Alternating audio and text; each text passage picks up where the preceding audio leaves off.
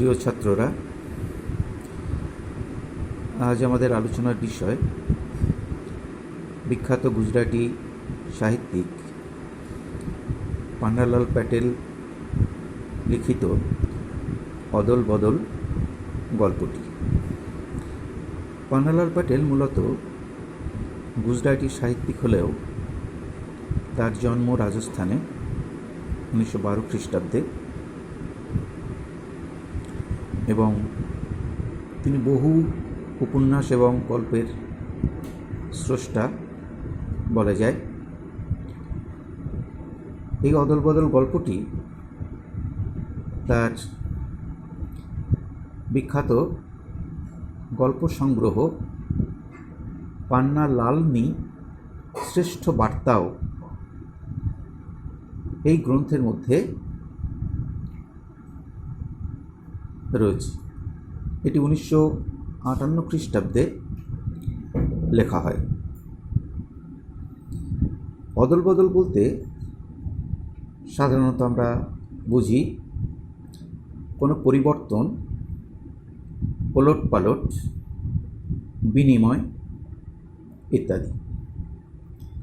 এখানে গল্পের যে বিষয়বস্তু সেটি দুই অভিন্ন হৃদয়ের বন্ধু অমৃত এবং ইসাব তাদের পরস্পরের পরিধানের পোশাক অদল বদলের কথা বলা হয়েছে। কিন্তু এই পোশাক পরিবর্তনের একটি অন্তর্নিহিত অর্থ লেখক প্রকাশ করতে চেয়েছেন। এটি একটি বাহ্যিক আবরণ মাত্র, বরং এই গল্পের মধ্যে অন্তর্নিহিত যে অর্থ, রূপক যে অর্থ, সেটি হল পারস্পরিক হৃদ্য তথা ভালোবাসার অদল বদল, যেটি আমাদের ভারতবর্ষের চিরন্তন বৈচিত্র্যের মধ্যে ঐক্য, একটি সাম্প্রদায়িক সম্প্রীতির কথাই এই গল্পের মধ্যে তুলে ধরা হয়েছে। এই গল্পটি আমাদের এখানে সাহিত্য একাডেমি থেকে নির্বাচিত গল্প সংকলনের মধ্যেও রাখা আছে। তো গল্পটি তোমরা শোনো।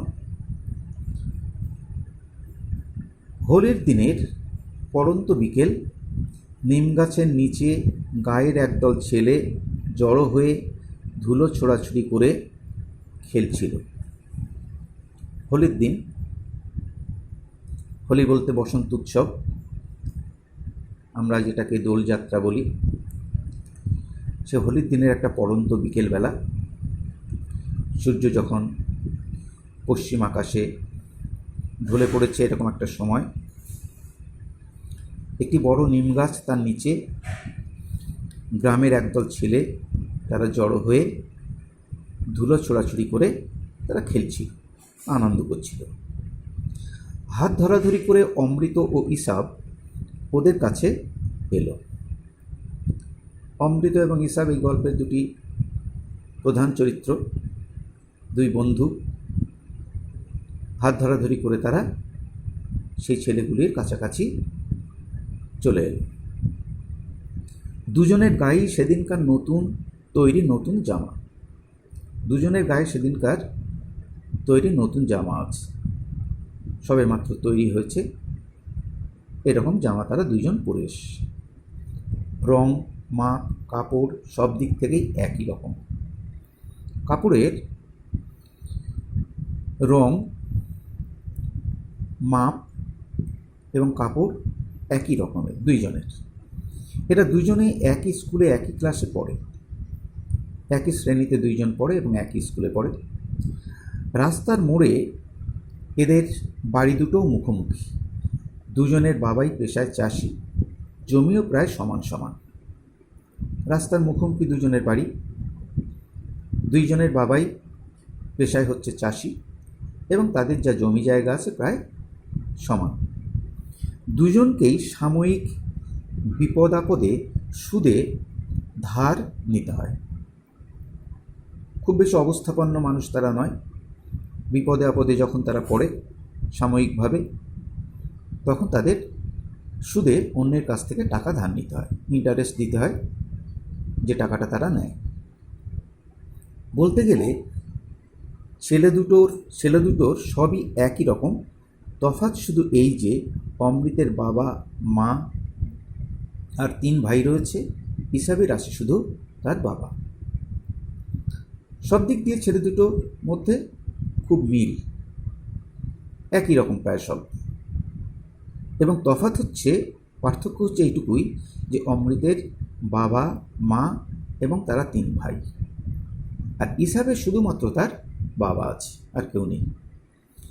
2 বন্ধুতে মিলে শান বাঁধানো ফুটপাতে এসে বসতে ওদের একরকম পোশাক দেখে দলের একটি ছেলে বলল, ঠিক তোরা দুজনে কুস্তি করত, দেখি তোরা শক্তিতেও সমান সমান, না একজন বড় পালোয়ান। যখন তারা 2 বন্ধু মিলে শান বাঁধানো একটা ফুটপাতে এসে বসলো, ওদের একই রকম পোশাক আশাক ইত্যাদি দেখে দলেরই একটা ছেলে তাদের উদ্দেশ্যে বলল যে তোরা দুজনে ঠিক একই রকমের, দেখি তোরা শক্তিতে সমান সমান কিনা, এটা একটু দেখা যাক, কে তোদের মধ্যে বড় পালোয়ান। এটা দেখি, পালোয়ান বলতে সাধারণত মল্ল বা বলশালী কোনো ব্যক্তিকে বোঝায়। আরেকটি ছেলে চেঁচিয়ে উঠল, লড়ে যা তোরা, বেশ মজা হবে। আরেকটি ছেলে পাশ থেকে সে চিৎকার করে চেঁচিয়ে উঠল, হ্যাঁ তোরা লড়ে যা, বেশ মজা হবে তাহলে। ইসাব অমৃতের দিকে তাকালো। অমৃত দৃঢ়স্বরে বলল, না, তাহলে মা আমাকে ঠ্যাঙাবে। ইসাব অমৃতের দিকে একটু তাকালো এবং অমৃত বেশ দৃঢ়স্বরে বলতে সাধারণত বেশ শক্ত মজবুত কণ্ঠে, আর কি জোরালো কণ্ঠে সে বলল যে না, তাহলে মা আমাকে কিন্তু ঠ্যাঙাবে, অর্থাৎ মা আমাকে মারবে। ঠ্যাঙাবে বলতে এখানে মারবে, পেটাবে আর কি। অমৃতের অত জোর দিয়ে বলার কারণ ছিল, বাড়ি থেকে বেরোবার সময় ওর মা সাবধান করে দিয়েছিলেন, নতুন জামা পাবার জন্য তুমি কি কাণ্ডটাই না করেছিলে। এখন যদি তুমি জামা ময়লা করে বা ছিঁড়ে আসো, তাহলে তোমার কপালে কি আছে মনে রেখো। অমৃত এই যে দৃঢ় কণ্ঠে বলল, তার বলার একটা কারণ ছিল, কারণ বাড়ি থেকে যখন সে বেরিয়ে আসে তখন তার মা তাকে কিন্তু সাবধান করে দিয়েছিলেন যে তুমি নতুন জামা পাওয়ার জন্য অনেক কাণ্ডই কিন্তু বাড়িতে করেছো, এবং এখন যদি তুমি সেই নতুন জামা ময়লা করে বা ছিঁড়ে নিয়ে আসো, তাহলে কিন্তু তোমার কপালে অনেক কিছুই আছে। অমৃত সত্যি তার বাবা মাকে খুব জ্বালিয়েছিল। শোনামাত্র অমৃত ফতোয়া জারি করে দিল, ঠিক ইসাবের মতো জামাটি না পেলে ওই স্কুলে যাবে না। অমৃত সত্যি তার বাবা মাকে কিন্তু খুব জ্বালিয়েছিল, এবং অমৃত যখন জানতে পারল যে ইসাবের একটা নতুন জামা হয়েছে, এই জামার খবর সে পাওয়ার সঙ্গে সঙ্গে অমৃত একটা ফতোয়া জারি করে দিয়েছিল বাড়িতে। ফতোয়া বলতে রায় ঘোষণা করে দেওয়া, বাবা মাকে জানিয়ে দেওয়া যে ঠিক ইসাবের মতো একটা জামা যদি সে না পায় তাহলে ও স্কুলে যাবে না। মা ওকে অনেক বুঝিয়েছিল, ইসাবকে খেতে কাজ করতে হয় বলে ওর জামা ছিঁড়ে গেছে, আর তোরটা তো প্রায় নতুনই রয়েছে। অমৃতের মা ওকে বুঝিয়েছিলেন যে ইসাবকে আসলে খেতে খামারে কাজ করতে হবে বাবার সঙ্গে, এবং সেই কারণে জামাটা ছিঁড়ে গেছে, ব্যবহারের ফলে অতিরিক্ত ব্যবহার হয়েছে, সুতরাং তোমারটা কিন্তু নতুনই রয়েছে। মোটেই না বলে কাঁদতে কাঁদতে অমৃত ওর জামার একটা ছেঁড়া জায়গায় আঙুল ঢুকিয়ে আরও ছিঁড়ে দেয়। মোটেই না, এই বলে অমৃত কী করে, কাঁদতে কাঁদতে তার জামায় একটা ছোট্ট ছেঁড়া ছিল, সেই জায়গাটা সে কী করলো, আঙুল ঢুকিয়ে দিয়ে আরও খানিকটা ছিঁড়ে দিল। মা তখন ওকে বেকায়দায় ফেলার জন্য বললেন, নতুন জামা দেবার আগে ইসাবের বাবা ওকে খুব মেরেছিলেন, তুইও সেই রকম মার খেতে রাজি আছিস? অমৃতের মা ওকে বলল যে দেখ, ইসাবকে জামা দেওয়ার আগে ওর বাবা কিন্তু ওকে খুব মেরেছে, এবং তুইও কি সেরকম মার খেতে রাজি আছিস? অমৃত এতেও পিছুপা হতে রাজি নয়। ও মরিয়া হয়ে বলল, ঠিক আছে, আমাকে বেঁধে রাখো, মারো, কিন্তু তোমাকে ইসাবের মতো একটা জামা আমার জন্য জোগাড় করতেই হবে। অমৃত কী করলো? সে কিন্তু পিছিয়ে গেল না। সে বলল যে হ্যাঁ, একা মরিয়া হয়ে গেল, বেপরোয়া হয়ে গেল। সে বলল, ঠিক আছে, আমাকে বেঁধে রাখো কিংবা মারো, যা খুশি করো, কিন্তু তোমাকে ওই ইসাবের মতো একটা জামা আমার জন্য কিন্তু জোগাড় করে দিতেই হবে। এটা অমৃত বলল তার মাকে। অমৃতের মা এসব ঝামেলা থেকে বাঁচবার জন্য বললেন, ঠিক আছে, তোর বাবাকে গিয়ে বলবি। অমৃতের মা কী করলো? তখন অমৃতকে বলল যে এক কাজ কর, তুই তাহলে তোর বাবাকে গিয়ে এসব বল। তিনি নিজে ঝামেলাটা এড়িয়ে যেতে চাইলেন।